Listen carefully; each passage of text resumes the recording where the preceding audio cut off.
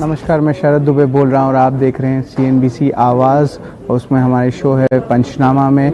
तो आज मैं लाया हूँ मार्केट्स का हाल। तो आज जो सेंसेक्स जो है तकरीबन 50,000 का मार्क जो है छुआ था प्री ओपन मार्केट आज में, लेकिन जो है निफ्टी ने वो सारी जो प्रॉफिट से ले ख़त्म हो गई है कि दो रीजंस बोले जाएंगे। एक होंगे वीकली एक्सपायरी और दूसरा होगा एक न्यूज़ था कि सीरम इंस्टीट्यूट में आग लगी है। लेकिन और भी चीज़ बताया गया, न्यूज़ में रिपोर्ट किया गया है कि वो आग जो है जहाँ पे कोविड बन रही है उस फैसिलिटी को में नहीं लगा है। और मार्केट्स के बारे में वापस आते हैं तो एडवांस डिक्लाइन रेशियो तकरीबन 1:3 हो गई थी। बेयर्स के पलड़े भारी हैं। और उसके अलावा जो सेक्टर्स में थे, मोस्ट ऑफ द सेक्टर्स लाल थे, लेकिन कुछ सेगमेंट्स थे जो अर्निंग स्पेसिफिक और बजट प्री रैली स्पेसिफिक भागे जा रहे थे। उसमें थे पेंट्स, टायर्स, फिर आपके वायर्स एंड केबल्स के स्टॉक्स और फर्टिलाइजर्स के।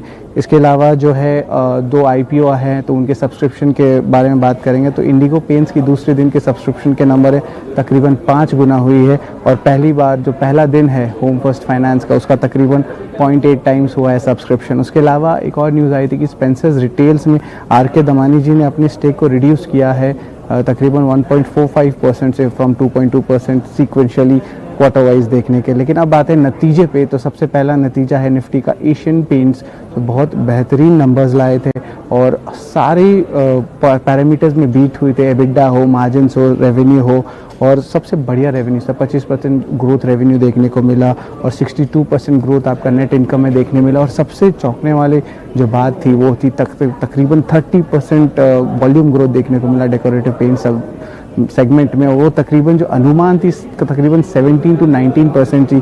तो ये बहुत बड़ा ट्रिगर था। उसके साथ साथ बजाज ऑटो में भी बहुत अच्छे नंबर्स आए हैं और 2 व्हीलर सेगमेंट में अच्छी वॉल्यूम ग्रोथ देखने को मिली है। रेवेन्यू में ग्रोथ तकरीबन 16% हुआ है, तकरीबन 8,910 करोड़ के।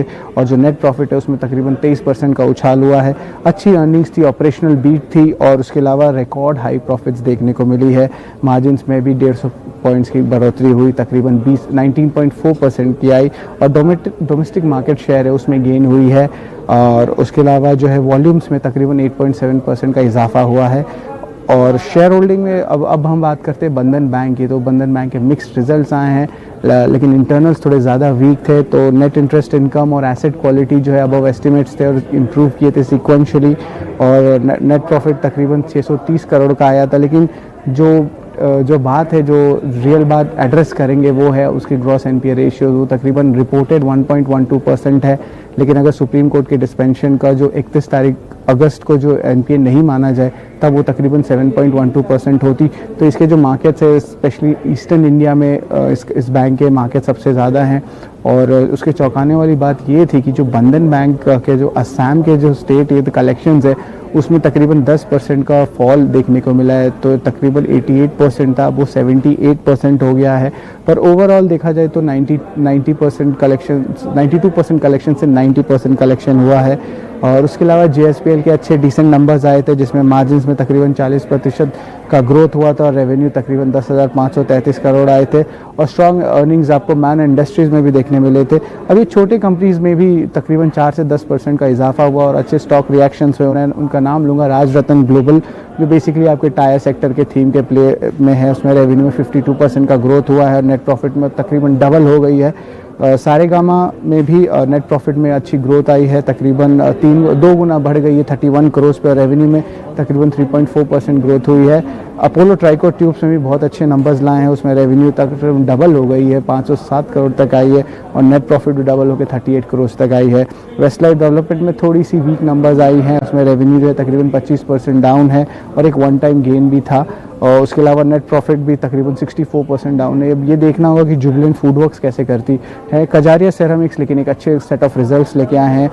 पैट जो है डबल हुई है और जो रिजल्ट्स है कंपनी के एक्सपेक्टेशंस उससे बेटर हुई है। रेवेन्यू में तकरीबन 13% ग्रोथ आया और एबिडा में 63% ग्रोथ आया है। बहुत अच्छे ऑपरेशन कलेक्शंस देखने को मिले। वॉल्यूम ग्रोथ जो थी वो तकरीबन 11% पे है और वो कंपनी के गाइडेंस से ज़्यादा है। और जो सैनिटरी ऑफ एसेट्स रेवेन्यू है वो तकरीबन 36% का रेवेन्यू ग्रोथ देखने को मिला है। SRF भी जस्ट मार्केट के 10-5 मिनट पहले बंद होने पहले उनके नंबर्स आए, नंबर्स बहुत अच्छे थे और डिविडेंड ने भी तकरीबन 19 रुपये प्रति शेयर का डिक्लेयर किया। पर स्टॉक में प्रेशर देखने को मिलता मार्केट में, इसलिए स्टॉक में वो रिएक्शन नहीं देखने को मिला। अब बात करते हैं टॉप गेनर्स के, तो उसमें है टाटा मोटर्स, बजाज फाइनेंस और रिलायंस और आप याद रखिएगा रिलायंस के नंबर्स कल आने वाले हैं, तो आशंका है कि वो बहुत अच्छे नंबर्स आ रहे हैं क्योंकि ब्रोकरेजेस ने भी एक अच्छा व्यू पॉइंट दिया है। उसके अलावा आपके बजाज ऑटो है और यूपीएल है। निफ्टी लूजर्स में आपके मेटल स्पेस में देखने को मिलेगी ओएनजीसी, टाटा स्टील, गेल और कोल इंडिया, और सिप्ला भी टॉप लूजर्स में आएंगे। मिड कैप गेनर्स में एक्चुअली केबल एंड वायर्स का जो रैली हो रहा था तो उसमें टॉप गेनर्स देखने को मिले हैं। हैवेल्स ने बहुत बढ़िया रिजल्ट्स लाया था और उन्हें अच्छे वॉल्यूम ग्रोथ देखने मिली थी केबल्स एंड वायर सेगमेंट में। तो ये सेगमेंट चलती है जब आपकी रियल एस्टेट चलने लगती है, तो एक बहुत पॉजिटिव मूव देखने को मिला। तो उसके टॉप मिड कैप गेनर्स थे V-Guard, Crompton and consumer electricals, Polycab, Whirlpool. तो ये सारे चले थे, बहुत अच्छे एक ग्रुप में चले थे। मिड कैप लूजर्स में आपके छोला फाइनेंस थे, एलटीटीएस थे, हाथसून एग्रो प्रोडक्ट्स थे, महानगर गैस थे और कैनरा बैंक थे। और बैंकिंग लूजर्स में बंधन बैंक के बाद बाकी सारे बैंक में भी प्रॉब्लम देखने को मिली थी और डीप गैशेस हुए थे लॉसेस में कहने चाहूँगा। और याद रखिएगा कि आज एक्सपायरी भी था, तो उसमें बैंक ऑफ बड़ौदा, पीएनबी और इंडसइंड बैंक में भी लॉसेस देखने को मिली। और जो रिजल्ट्स गेनर्स की हमें बात किए थे तो उसमें भी Rajratna, global wires, Saregama, Apollo tricot tubes और कजारिया सेरामिक्स में अच्छी उछाल देखने को मिली। और मार्केट्स का हाल और तीसरी तिमाही की अपडेट्स के साथ मैं आऊँगा शरद दुबे।